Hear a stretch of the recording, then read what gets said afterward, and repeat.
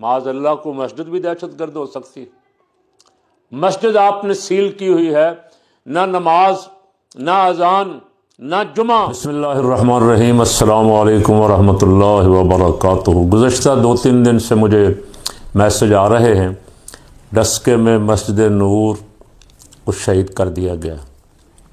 کیا کہا گیا جی یہ ناجائز تجاوزات میں تھی. مجھے بھی وہاں 40-50 سال آتے جاتے ہو گئے. بہت دفعہ سیالکوٹ آنا جانا ہوا جمعیت علماء پاکستان کے پروگراموں کے سلسلے میں. ڈسکے بھی 12 دفعہ حاضری ہوئی. شاندار مسجد، خوبصورت مسجد، اور دونوں طرف سے سڑک گزر رہی ہے. رستے بہت ساری دنیا میں نے دیکھا، رستے لوگوں نے تھوڑا سا رستہ ایسے کر دیا، مسجد کو شہید نہیں کیا. یہ کیسی ظالم حکومت ہے، پتہ نہیں کون ان کا مشیر ہے کہ یہ اپنا روب دھاک بٹھانے کے لیے مسجدوں کو بھی معاف نہیں کر رہے، مساجد والوں کو بھی معاف نہیں کر رہے، مسجدوں کو بھی معاف نہیں کر رہے. اور مسجد والا پتہ ہے کون ہے، مالک کون ہے مسجد کا؟ ان المساجد للہ. مسجدیں اللہ کے لیے، اور اللہ رب العالمین کے پاک اور مقدس گھر ہیں مساجد. کعبۃ اللہ کی بیٹیاں کہہ لیں. ان مسجدوں کا دفاع کرنا اسلامی حکومت کا فریضہ ہے. بابری مسجد شہید ہوئی تو کتنا پوری دنیا میں ایک ہنگامہ کھڑا ہوا، ہندوؤں نے شہید کر دی. یہاں یار نون لیگ والے، بے شک نون والے ہو، پی پی والے ہو، پی ٹی آئی والے ہو، کسی جماعت کے ہو، جے یو پی کے ہو، سنی تحریک کے ہو، لبیک کے ہو، کسی جماعت کے بھی ہو، تو سب کا فرض بنتا ہے کہ کسی مسجد کی طرف اگر کوئی میلی آنکھ دیکھے بھی تو اس کی حفاظت کے لیے کھڑے ہوں. مسجد کی حفاظت ہم سب کی ذمہ داری. دنیا کے بت قدوں میں پہلا وہ گھر خدا کا، ہم پاسباں ہیں اس کے، وہ پاسباں ہمارا.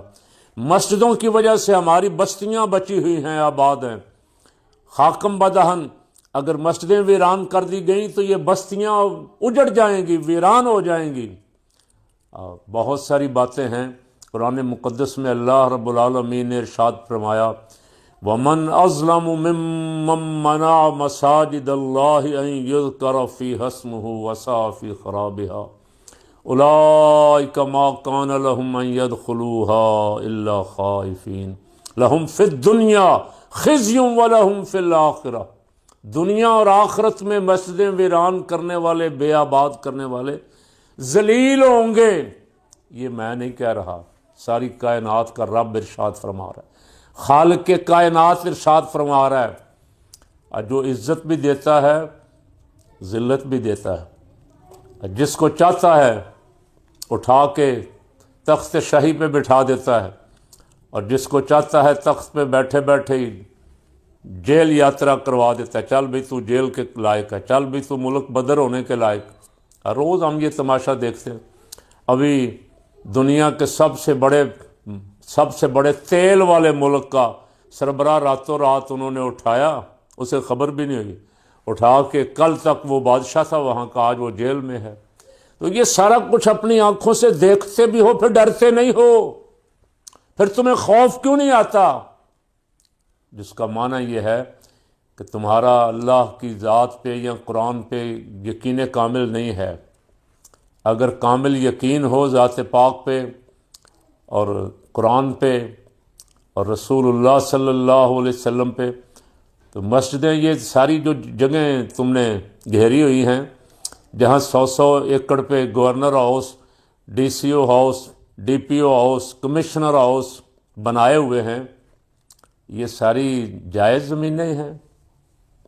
یہ ساری آپ کے آباء و اجداد کی وراثت میں آپ کو ملی ہیں. اور زمین تو اللہ کی ہے. وَأَنَّ الْأَرْضَ لِلَّهِ، زمین اللہ کے لیے، ساری زمین اللہ کی ہے. اور جس دن جھٹکا لگے گا نا، اِذَا زُلْزِلَتِ الْأَرْضُ زِلْزَالَهَا وَأَخْرَجَتِ الْأَرْضُ أَثْقَالَهَا، جس دن جھٹکا لگے گا پھر میں دیکھوں گا کون سا پلازا، کون سی پارلیمنٹ، کون سا پرائم منسٹر ہاؤس، کون سا چیف منسٹر ہاؤس باقی رہتا ہے. سب زمین بوس ہو جائیں گے. کوئی دعویٰ کرے گا کہ یہ میری زمین ہے؟ دعویٰ کرنے والا ہی نہیں رہے گا، دعوے دار ختم ہو جائیں گے، اس دن میرا مالک، میرا رب پروردگار پوچھے گا کون ہے بادشاہ بھائی؟ تو سب سناٹا ہوگا، خاموشی ہوگی، پھر وہ خود ہی فرمائے گا بادشاہ تو وہی ہے صرف، باقی تو کوئی بادشاہ نہیں۔ اتنا ظلم نہ کرو کہ تاریخ میں تمہارا نام ہمیشہ ہمیشہ کے لیے ظالموں اور ڈکٹیٹروں اور بدماشوں اور اسلام دشمنوں کی فہرست میں لکھا جائے۔ ایک مسجد اسلام آباد میں جو شہید کی گئی تھی، احتجاج ہوا، چند دنوں کے اندر اندر ہی وہ تعمیر کر کے دینی پڑی۔ کاش اہل سنت بھی بیدار ہو جائیں کبھی، ابھی تو تماشا ہی دیکھ رہے ہیں ایک دوسرے کا، بیدار ہو جائیں تو کسی کو اہل سنت کی مسجدیں شہید کرنے کی ضرورت بھی نہ ہو۔ اور مسجد تو کوئی بھی، میں کہتا ہوں کسی نے جہاں بھی مسجد بنی ہوئی ہے، جب مسجد 1 سال 2 سال اگر آپ کہتے ہیں یا حکومت کہتی ہے یا کوئی ادارہ کہتا ہے کہ یہ قبضے کی جگہ ہے یا ناجائز جگہ ہے، تو ادارہ جب بن رہی تھی سویا ہوا تھا، جب بن گئی سویا ہوا تھا۔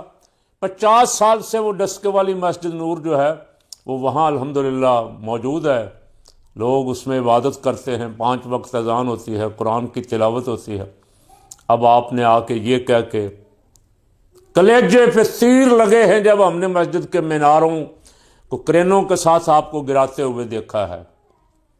اس کا جواب آپ کو دینا پڑے گا، آج نہیں تو کل دینا پڑے گا، اس لیے کہ میرا رب ڈھیل ضرور دیتا ہے لیکن پھر ظالموں کو پکڑتا ہے، یمدہم فی طغیانہم یعمہون، پکڑتا ہے۔ مسجد رحمت للعالمین دیکھ لیں، 3 مہینے ہو گئے، 13 اکتوبر، 13 نومبر، 13 دسمبر، اب 13 جنوری ہونے والی، 4 مہینے ہونے والے۔ بابا میں پوچھتا ہوں آپ سے، چیف منسٹر صاحبہ، آپ کے ساتھیوں سے، حواریوں سے، پنجاب حکومت سے، کہ مسجد کا کیا قصور ہے؟ معاذ اللہ کو مسجد بھی دہشت گرد ہو سکتی؟ مسجد آپ نے سیل کی ہوئی ہے، نہ نماز، نہ اذان، نہ جمعہ۔ پوچھ گچھ تو ہوگی، آج تو آپ کا سکہ بیٹھا ہوا، سکہ چل رہا ہے آپ کا، لیکن یہ سکہ پگھلنے والا ہے، حالات بدلتے ہوئے نظر آ رہے ہیں، ہواؤں کے رخ بدل رہے ہیں، ملاقاتیں قیدی نمبر 804 سے شروع ہو گئی، باتیں خبریں آ رہی ہیں، سارا نظام بدلنے والا ہے، تو مسجد کا حساب کیسے دو گے؟ پنجاب کے حکمرانوں، مسجد میں نے پہلے بھی مشورہ دیا، میں تو مشورہ ہی دے سکتا ہوں تاکہ کوئی میرا مشورہ سن کے اپنی اصلاح کر لے، اس کی بھی نجات ہو جائے، ہماری بھی نجات ہو جائے۔ مسجد رحمت للعالمین کو کھولو، وہاں اذان نماز ہونے دو، مسجد کی بد دعائیں نہ لو۔ مسجد کی بد دعائیں، میں نے ایک دفعہ ایک جگہ پڑھا کہ حضرت مخدوم جہانیہ جہاں گشت رحمت اللہ علیہ کسی بستی سے گزر رہے تھے، لوگ حاضر ہوئے، اللہ کا ایک ولی آیا ہے، حضرت ہمارے لیے دعا کریں، بڑی قحط کی صورت ہے، بڑی بے برکتی کی صورت ہے، نحوست ہے ہماری آبادی میں۔